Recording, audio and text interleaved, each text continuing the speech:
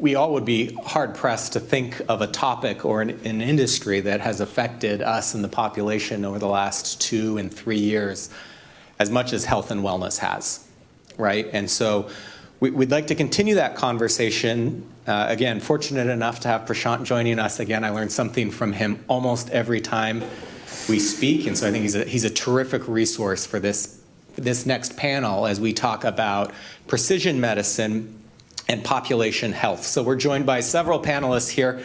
Down at the end, Fred Goldstein. We have Meryl Williamson and also Kash Patel. Prashant, I will turn things over to you once again. I will agree with Anthony at the very outset. I'm going to be a little immodest and say, yes, Anthony is right that every time he talks to me, he learns something new. But the question is why? And the reason is because I talk to these people every day. So I learned something new. So all I'm doing is transferring the information. Delighted to have you all here. We have 3 people over here. Beyond the introductions, I will say. They're all people I've known for many years. They are friends of the H2O community and family. Fred Goldstein, in many ways, has done a ton of work on population health and accountable care globally. Meryl is the chief nurse anesthetist at Envision Healthcare, where she has been dealing with all of the challenges of COVID, pre-COVID, post-COVID, and what it has done to our clinical staff, right? I always tell people that if you lose nurses, you can't run hospitals. You have to shut down beds. There's no other option. So when people say there's a challenge in nursing, like, the question is whether you and your loved one are going to get care or not. So just keep that in mind.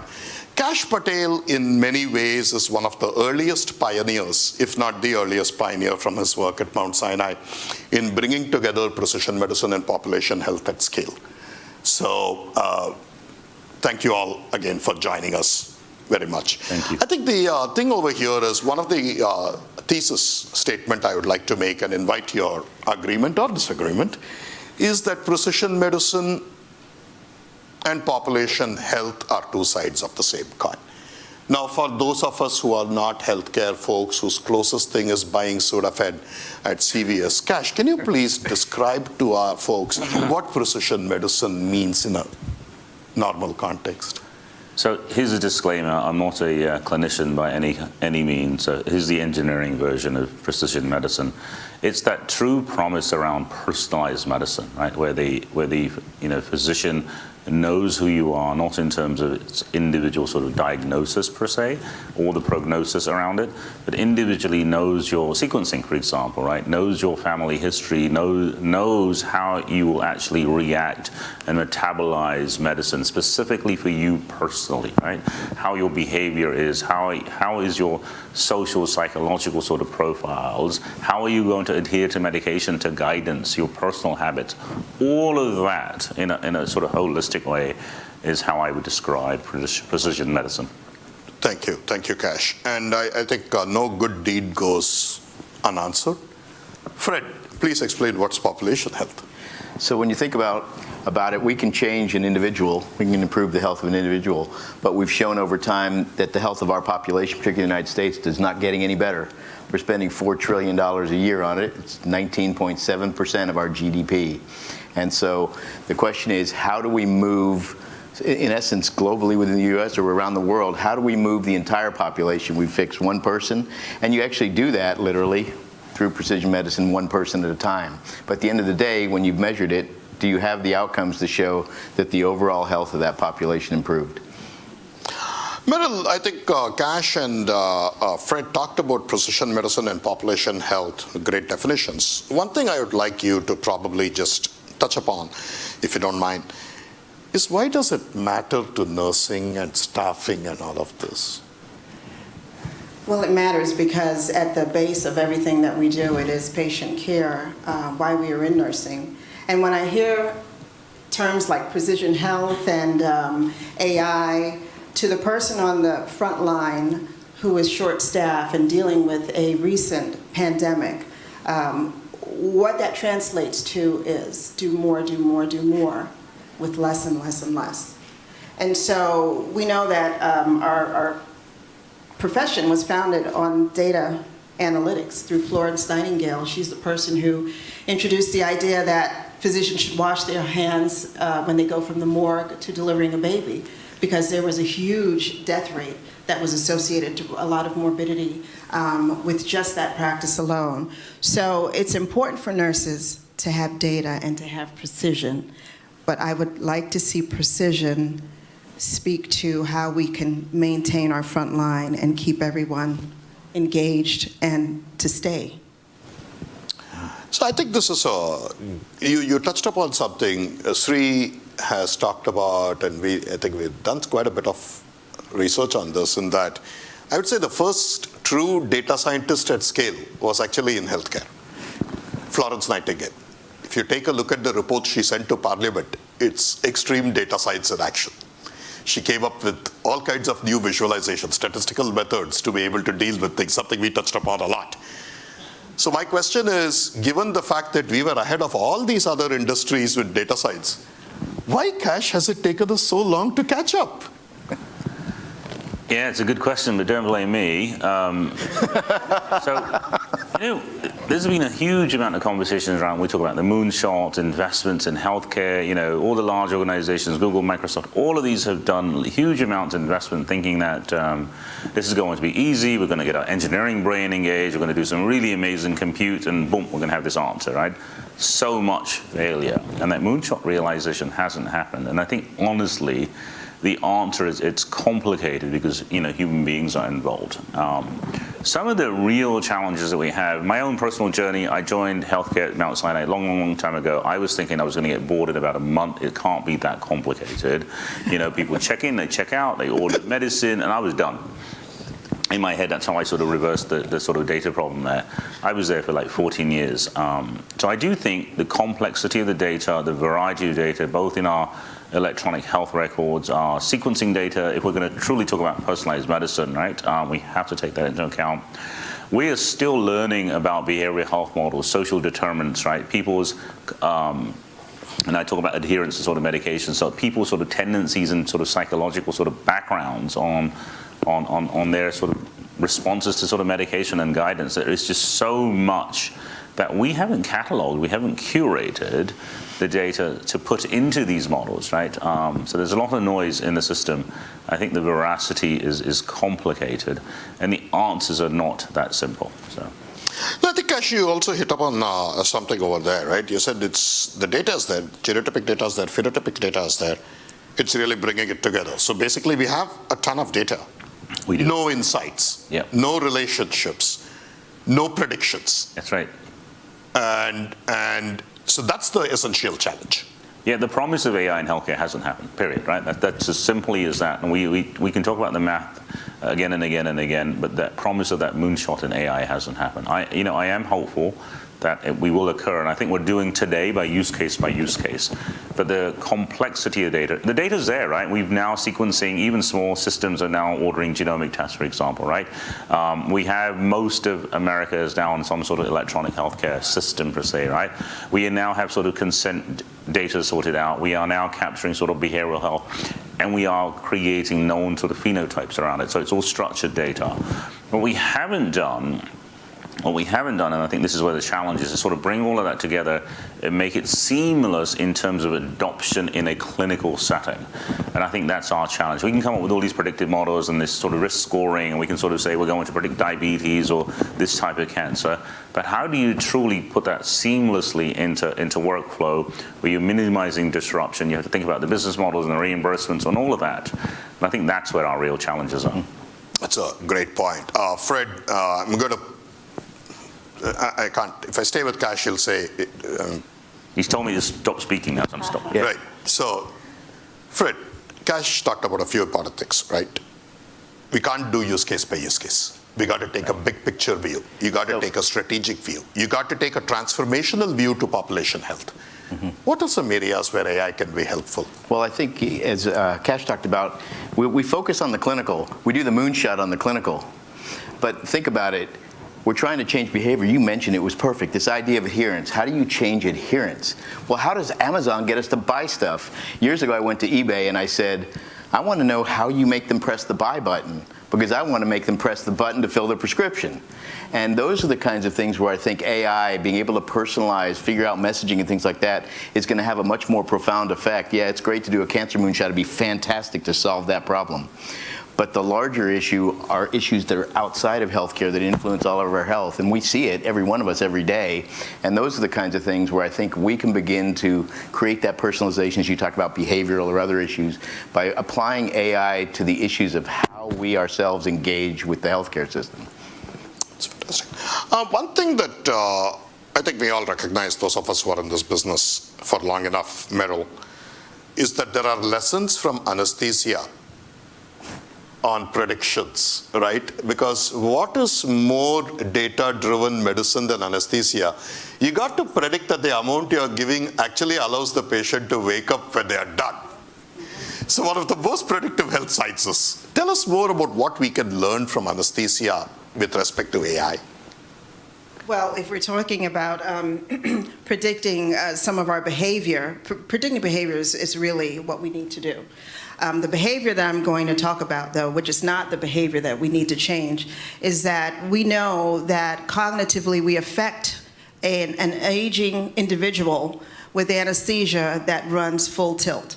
So in order to project 30 days out that this person will have their cognition fairly intact and will be able to, recover and not get re-injured or fall because you're confused, landing them back in the hospital, we want to use tools, we want to use algorithms, if you will, that direct how we anesthetize someone. So we'll put on something called a BIS monitor. This tells me the depth of anesthesia that you have. We know that an older person, as we age, the minimum amount of anesthesia required will decrease. But if I don't have that monitor on, I'm just guessing. So what I may, as a provider, think is adequate may be too much for someone. And we're finding this out, if I go behind a student or someone to relieve in a case and I happen to put the monitor on because it's not a standard of care and we don't always use it, I can see sometimes we're way too deep. And how we're augmenting that is that we're giving things to like raise their blood pressure and all those things that happen when you're too deep. So you kind of miss it, and so we're using that precision to direct in that case. There's also the ability, I understand, with AI to predict who is going to be septic down the road, and then we can treat them accordingly. We can even treat them proactively rather than have that whole cascade start to take effect. That's a great point. In fact, one of our healthcare customers of H2Os is actually developing, I can't say in public, but it's going to be the first sepsis algorithm that's actually FDA approved. Wow. And they're using H2O to do the benchmarking of all those things there. So it's something that we are actively invested in, interested in, and committed to, given our ethos. There's a saying in healthcare, by the way, data scientists go to die in the world of sepsis. I mean, it's been such a complicated problem. Nobody solves it. I'm impressed. I look forward to that. Yeah, I look forward to that. And I think that's the point, right? There's like 35 sepsis algorithms over there that nobody uses. Exactly, yeah. So unless the FDA approves it, you don't know. Yeah, right. Exactly. Much higher standard bar, right? One thing I would like to come back to you, Kash, is because, and I think all of you have a perspective on this expertise, not more than a perspective. Value-based care. Because, Kash, during our prep call, one of the things you mentioned, which I think everybody agreed immediately, was AI is the way to get value-based care to happen. Care to explain that to our audience? So, we talked about the moonshot sort of failing, right? We talked about some examples on what could we do, right? The world in healthcare, there's something, reimbursement models in America, unfortunately, that's just our reality of our world, right? Our electronic health record systems are built for billing purposes. You look at European systems, they are 1/10 of the documentation sort of requirement. So that's that piece of it.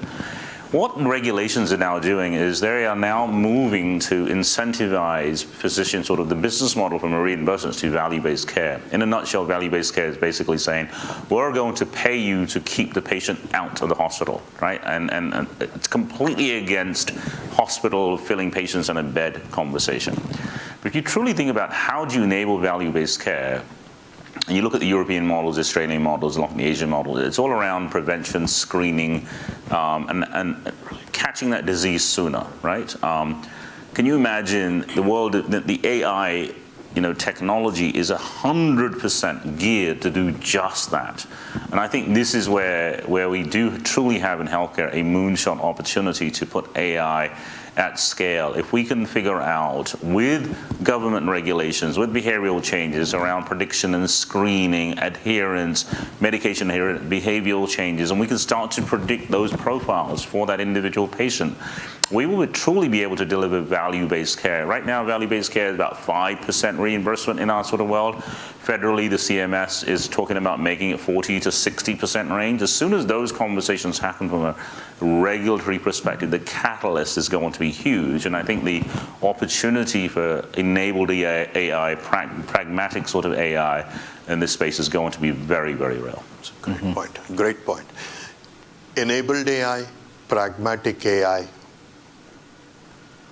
And any of you can jump in on this. What about responsible AI? Yeah, the ethical conversation, and I'm going to hand it over to our nursing professional here, but we talk about, the ethics and the biases and the access is the current challenge we have, sort of access to care. Again, challenges that we haven't solved, and I'm going to, hand it over to nursing to ask about the ethic question in AI. And sorry to put you on the spot. But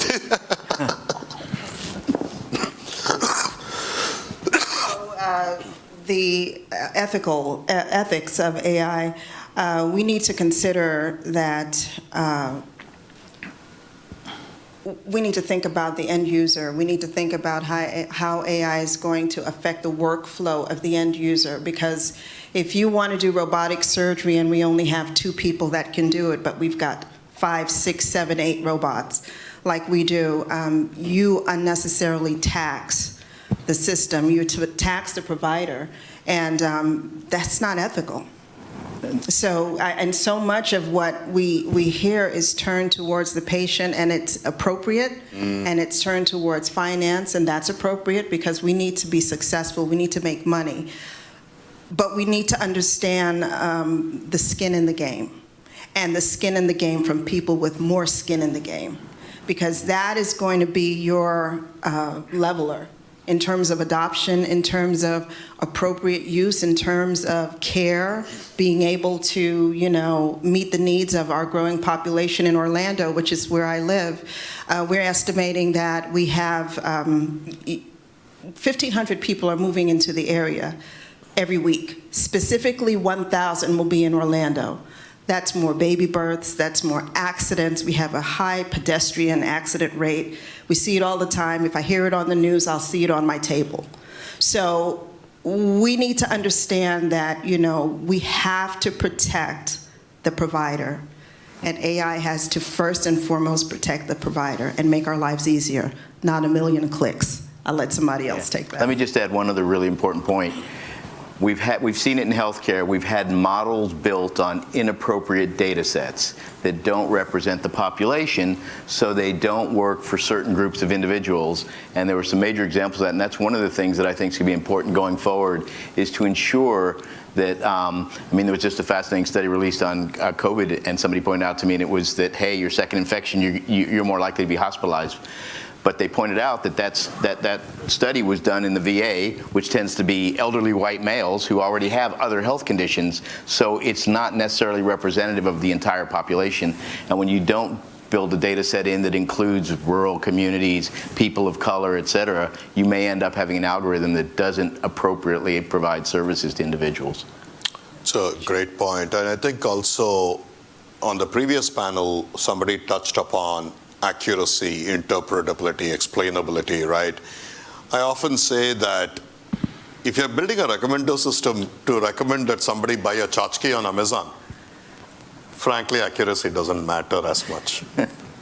If you're going to decide a care decision on whether somebody is going to get a medication or not, or whether somebody is going to be in an ICU bed for an extra day or not, high accuracy matters a lot, right? I would almost say that the bar for trust in healthcare is high accuracy AI/ML models, right? But then high accuracy models by themselves are only so good if they are not explainable, right? So I think the key question is following on that. How do you see bringing others into this conversation? One of the things that we talk about after the cash, you touched upon it, Meryl, Fred, last panel did too. 30% of healthcare data is clinical data. 75% to 80% of healthcare data happens outside the hospital. That's right. So what are we going to do? What are some solutions, practical AI solutions that you all can think of that can also bring clinicians, community, researchers, and hospital folks too, but everybody else into the mix, starting with the patient? Now, I'm going to answer it slightly differently, because I think there's a fundamental challenge that we have in our healthcare system. Our clinicians overall are overworked is too simplifying it. We measure in seconds the amount of eyeballs they have on a patient, right? In a clinical setting, it's measured literally 2.5 minutes, 2 minutes and 35 seconds, and the constant. And then we talk about this new data, we talk about this new behavior, right? We talk about integrating these sort of new knowledge into sort of workflow. I can talk about challenges and adoption sort of all day long. I can talk about AI models and predictions and accuracy and trust a lot. But fundamentally, I think in a very near now necessity sort of need is we need to think about, in the healthcare space we call it click counting, is we have to reduce the sort of number of time the clinicians, the nurses, the doctors, all of them are spending on the keyboard, and they have time for the patient. But we can start to do death that. by 1,000 clicks. That's right. Absolutely. And in my world, from a hospital perspective, many times physicians would come and say, that new feature added 4 clicks. Now you think 4 clicks, big deal, whoopity-doo, right? But when you're already doing 72 clicks with something, a form starts to make a difference, right? So that I think we need to help find ways of optimizing their world, so we can then do adoption on sort of these new ideas. But I think one of the key things that we often hear about, and I know the H2O ethos is very clear on this, is we believe healthcare is health divided by care. More health so that you bring the person out of their normal life less, right? So care should be as needed, delivered as required, so that people can live their lives. People are people well before they are patients, right? One thing I would like to do is, I think this is an awesome panel. It would be very unkind of me just to keep you all to myself. Maybe we use the last 5 minutes, which don't exist, to open the floor up for questions to the audience. No questions, you can always meet them for dinner, but this is your chance. Any questions from the audience for Cash, Meryl, or Fred? I think we've solved it all. Okay. We have, yeah. That's great. So thank you again. It's very great to have you over here. This company was founded by Sri based on a healthcare thing. I'll let him talk about it more at dinner. But healthcare is very important to H2O. Life sciences is very important to H2O. It's the reason we do all the stuff that we do, to be able to give back more.